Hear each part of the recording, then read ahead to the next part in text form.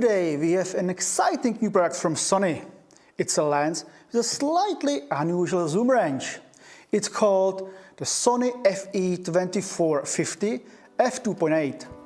Let's take a look at it.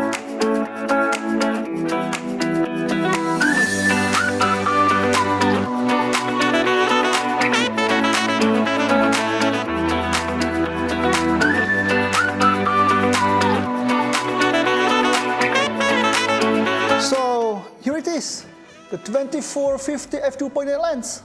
Not really. Right now we only have the box. And now it's here. Where should we start? Maybe with a basic introduction? No, we'll save that for later. Let's jump straight into action with an extreme stress test. What kind? Come with us, because we are going to photograph stars using a star tracker. Welcome on location. Now we'll find out what the lens is really hiding, because now we are going to test the optical performance of Sony 24-50 f2.8 in one of the most challenging disciplines ever, and that is astrophotography. Okay, and what does it mean? So it means that we'll be shooting the night sky with a camera set on a star tracker, which compensates for the Earth's rotation and allows us to shoot for a long time. So we'll be shooting with the aperture wide open and testing the optical quality in different parts of the image. The star tracker is ready, so let's start shooting. And the first shot will be wide open f2.8. Now let's move on, f4.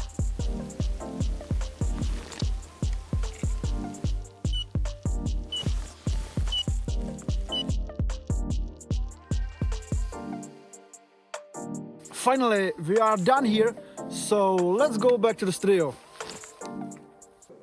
Before we dive into analyzing the captured raw files, I personally have to say that at first glance, the zoom range seemed really odd to me, 24-50. We are all used to 24-70, but actually it makes sense.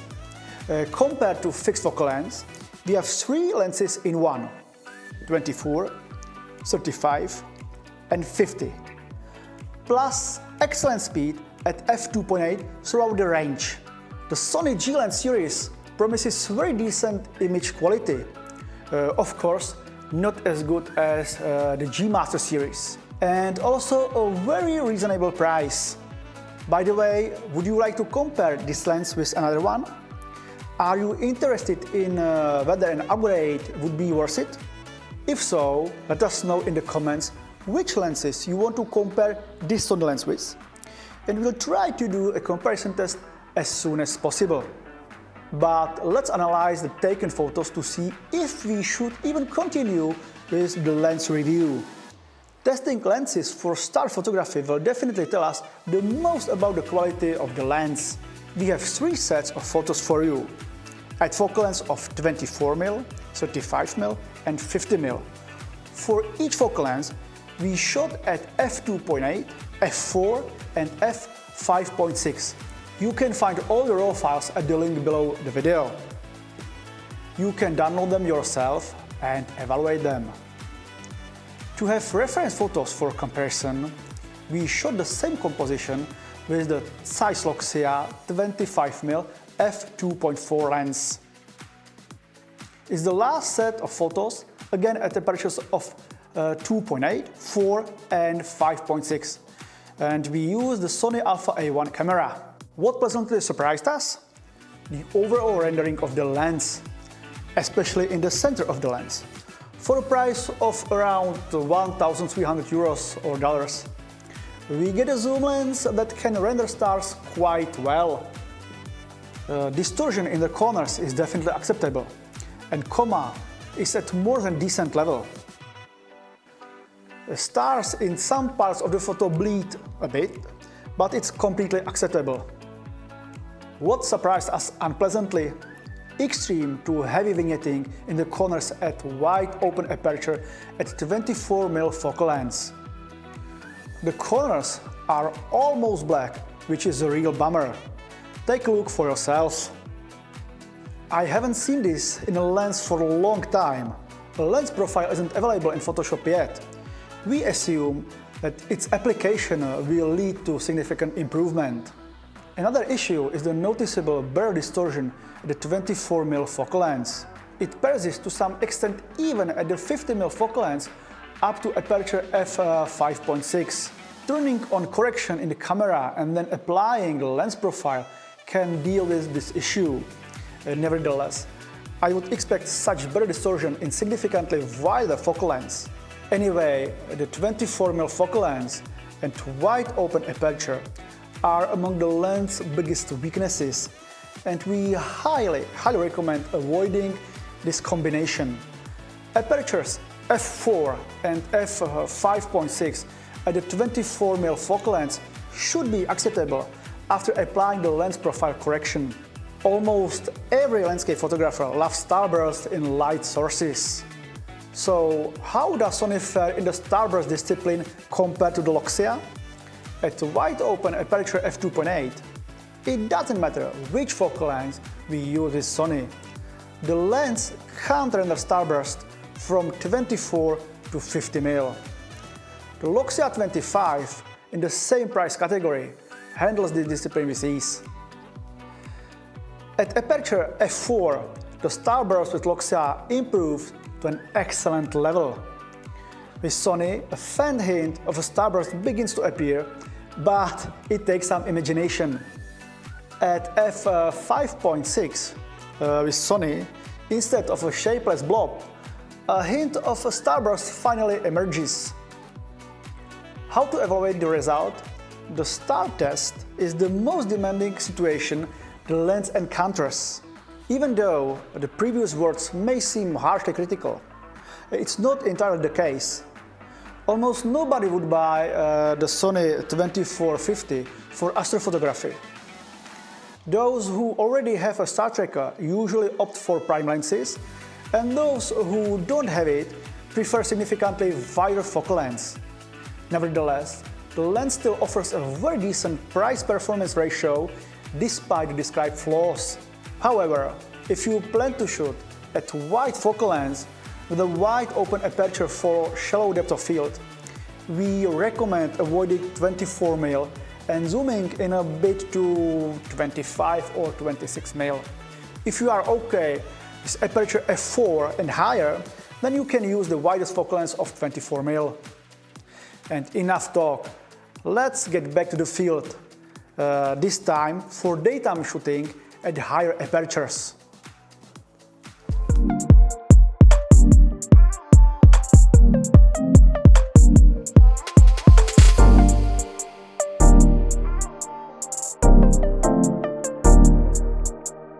And here we are again at our favorite viewpoint.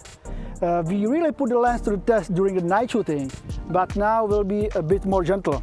Martin, what do you think about trying that lens, the classic landscape aperture? That would be f11. What do you say? Actually, apart from the night photography, we hardly use any other aperture than f11. So let's do it. What composition shall we choose? We don't have to shoot any wide projects, maybe a subtle panorama. So we'll have a line of rocks in the foreground, then buildings in the valley in the middle, and hills in the background. And the angle of view would be approximately 74.5 degrees. So Martin, if you agree, grab the camera. Absolutely.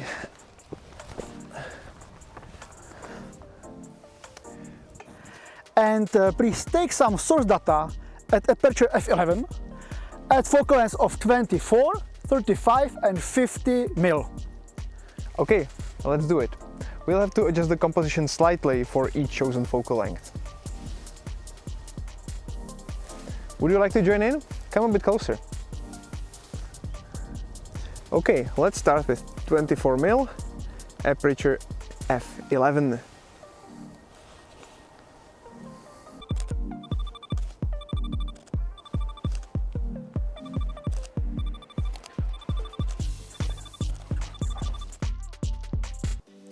Before we look at the photos from the field, let's go over some basic information about the lens itself. In terms of build quality, it's a typical of Sony's G series. So you get quality plastic and rubberized materials along with the dust and moisture sealing. It's lightweight too.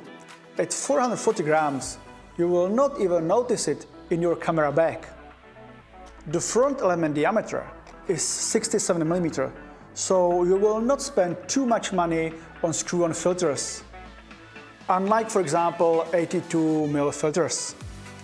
You can now see the basic stats on the screen, pause if you want to.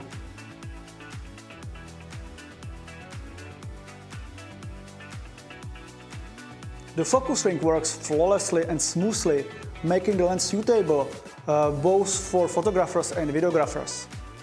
There is no stabilization included, but considering the highly effective stabilization in Sony cameras, the absence of OSS on the lens isn't a major drawback. The front element extends when zooming, which is typical for similar zoom lenses. You can either set the aperture directly on the ring or switch to A if you prefer controlling the aperture through the camera settings. The lens also comes with a small lens hood. While it will not do much against glare or water spray when shooting waterfalls, it's better to have a small one than none at all.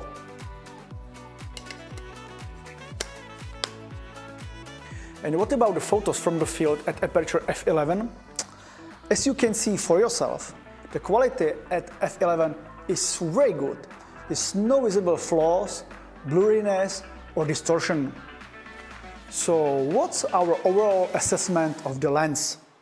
Since it's primarily designed for full-frame cameras, we tested it on the Sony Alpha A1, as we already mentioned. Pros: excellent build quality consistent with Sony's G series. Small and lightweight lens suitable for travel. Speed at f2.8. Interesting zoom range, suitable for landscape photography, street, architecture, and so on. Very good sharpness in the center of the lens, and minimal coma in the corners even at wide apertures. Cons: extreme vignetting at 24mm and f2.8 visible up to f5.6. Significant blur distortion at 24mm, partially visible even at 50mm up to f5.6. Overall, the 24mm focal length isn't very usable, below f5.6. Generally usable aperture without flaws is at f8 and f11 for all focal lengths. So if you are looking for lightweight, relatively inexpensive and fast lens, this quite versatile zoom lens can serve you well, but with certain limitations at wider apertures. If you are looking for top quality, we would recommend considering the G Master series. However, that means significantly more expensive, larger and heavier lenses. That's all for today, guys. We really hope you enjoyed this test, and we're looking forward to see you in the next videos. By the way, have you heard that you can join us on our exclusive photography expeditions to Lofoten in Iceland? If you want to know more, check the link below.